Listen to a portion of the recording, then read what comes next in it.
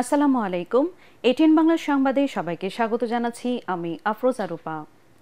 ঢাকা আলিয়া মাদ্রাসার মাঠ থেকে অস্থায়ী আদালত সরানোর দাবিতে বকশীবাজারের সব রাস্তা অবরোধ করে বিক্ষোভ করছেন শিক্ষার্থীরা।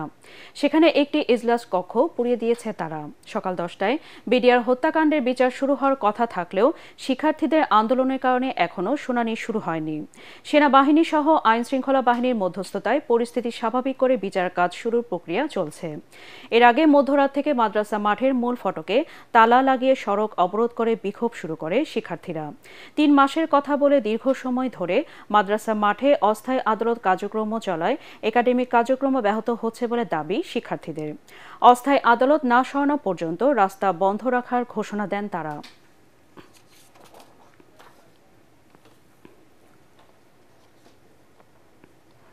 এই মুহূর্তে বকশীবাজার ঢাকা আলিয়া মাদ্রাসার মাঠে আছেন আমাদের সহকর্মী আদিন সজীব। সবশেষ জানতে সরাসরি চলে যাচ্ছি তার কাছে। আদিন, শিক্ষার্থীরা কি এখনো বিক্ষোভ করছেন? সেখানকার সবশেষ পরিস্থিতি আমাদেরকে বিস্তারিত জানান।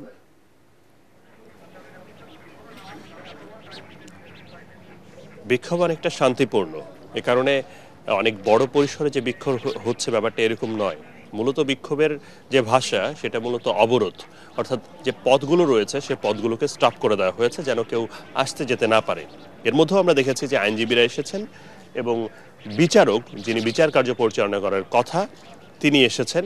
এসে তিনি পরিদর্শন করেছেন, এখনো পর্যন্ত অবস্থান করছেন। ঠিক শুনানি, যে মামলার যে শুনানি আজকে হওয়ার কথা ছিল সেটা হবে কি হবে না সেটা স্পষ্ট এখনো কেউ করেনি। তবে ভিতরের যে পরিস্থিতি, অর্থাৎ যে আদালত কক্ষ রয়েছে সেই আদালত কক্ষটা আপনাদেরকে একটু দেখাই। এই ভিতরের পরিস্থিতিটা হচ্ছে যে পুড়ে ছাই হয়ে গেছে সবকিছু। আমরা এখানে দেখতে পেয়েছি যে এই কক্ষটায় ভোর 4টার পরে যখন আগুন দেয়া হয়, 4টার দিকে আগুনের খবর শোনা যায় এবং এরপরে আগুন দেওয়ার পরে এখানে যে যত চেয়ার, আসবাবপত্র এবং এসি থেকে শুরু করে যেখানে আসামিরা বসে সে ধরনের ব্রেঞ্চি এবং উপরে যে ছাদ বা ছাউনি, এ ধরনের সব কিছুই এখানে পুড়ে রীতিমতো ছাই হয়ে যায়। কোনো কিছুই বাদ নেই। আমরা এখনো দেখতে পাচ্ছি যে এখানে কোথাও কোথাও ধোঁয়ার উঠছে। তো বোঝাই যাচ্ছে যে ভেতরের পরিস্থিতি একেবারে মানে কোন অবস্থাতেই বিচার কার্য পরিচালনা করার মতো অবস্থা যে এখানে নেই, এটা রীতিমতো আপনাদের ছবিতে দেখেই বোঝা যাচ্ছে। যে এখন বিষয়টা হচ্ছে যে এই যে এখানে যারা আগুন দিয়েছে তারা আসলে কারা, এটা নিশ্চয়ই তদন্তের পরে পরিষ্কার হওয়া যাবে।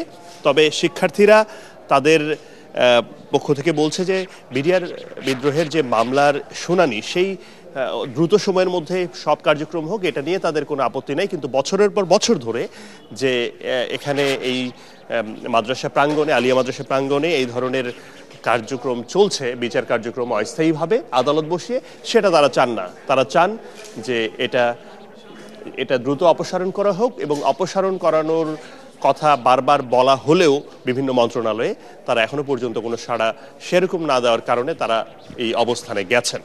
তাই আশা করছেন যে সব পক্ষই এটাকে আরো সামনে এগিয়ে নিয়ে, একদিকে মামলা যেমন সামনে আগাবে, অন্যদিকে অবরোধকে তারা সরে যাবে এবং এখান থেকে অস্থায়ীভাবে যে আদালত সেটাও সরিয়ে নিয়ে সব পক্ষের একটা সমঝোতার মাধ্যমে সবকিছুই আরো সুন্দর হবে।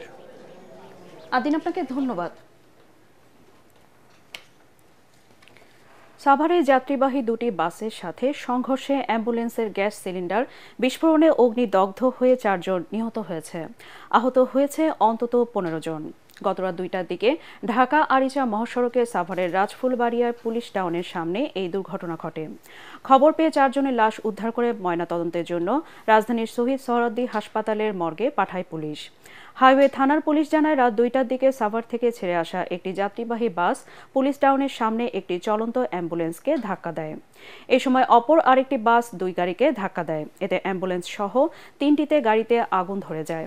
অগ্নিদগ্ধ হয়ে অ্যাম্বুলেন্সের 4 যাত্রী নিহত হয়। পুড়ে যাওয়ায় তাদের লাশ শনাক্ত করা যায়নি। খবর পেয়ে সাভার হাইওয়ে থানা পুলিশ 4 জনের লাশ উদ্ধার করে মর্গে পাঠায়। আহতদের উদ্ধার করে চিকিৎসার জন্য বিভিন্ন হাসপাতালে ভর্তি করা হয়েছে। ফায়ার সার্ভিসের ধারণা অ্যাম্বুলেন্সের গ্যাস সিলিন্ডার বিস্ফোরণে আগুন লাগে। এ সময় 3টি গাড়ি আগুনে পুড়ে যায়। খবর পেয়ে সাভার ফায়ার সার্ভিস ঘটনাস্থলে গিয়ে ঘণ্টাখানেক চেষ্টায় আগুন নিয়ন্ত্রণে আনে।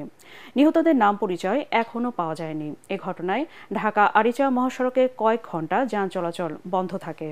বর্তমানে যান চলাচল স্বাভাবিক রয়েছে। নিহতের সংখ্যা আরও বাড়তে পারে বলে আশঙ্কা করছে পুলিশ। হবিগঞ্জের লাখায়ে জলমহাল দখল নিয়ে রাতের আধারে টর্চ লাইট জ্বালিয়ে গ্রামবাসীর মধ্যে সংঘর্ষ হয়েছে।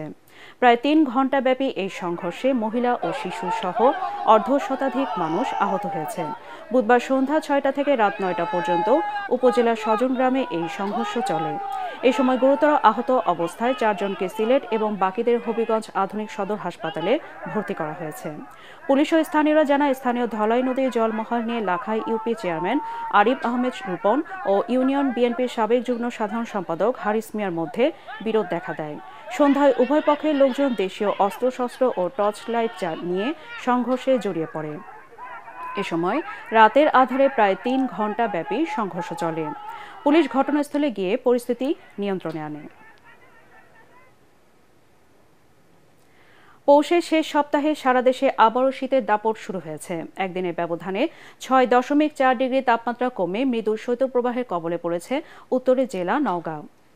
আজ সেখানে সর্বনিম্ন তাপমাত্রা রেকর্ড করা হয়েছে 9.1 ডিগ্রি সেলসিয়াস। সূর্যের দেখা মিললেও কনকনে ঠান্ডায় বিপর্যস্ত জনজীবন। মৃদু শৈত্যপ্রবাহ বইছে সীমান্তবর্তী জেলা চুয়াডাঙ্গায়। সর্বনিম্ন তাপমাত্রা রেকর্ড করা হয়েছে 9.4 ডিগ্রি সেলসিয়াস। জীবিকার তাগিদে কুয়াশা ও শীতকে উপেক্ষা করে কাজে যাচ্ছেন শ্রমজীবীরা। গত 2 দিন ধরে কুয়াশার সঙ্গে হিমশীতল ঠান্ডা বাতাস বইছে শেরপুরে। রাতেও ভোরে কুয়াশা বেশি থাকায় সড়ক মহাসড়কে গতি কমিয়ে যানবাহন চলাচল করছে। দ্বীপ জেলা ভোলাতেও কয়েকদিন ধরে জেঁকে বসেছে শীত। জেলা শহরের পাশের বেড়িবাঁধ এলাকায় কম্বল বিতরণ করেছেন জেলা প্রশাসক মোহাম্মদ আজাদ জাহান।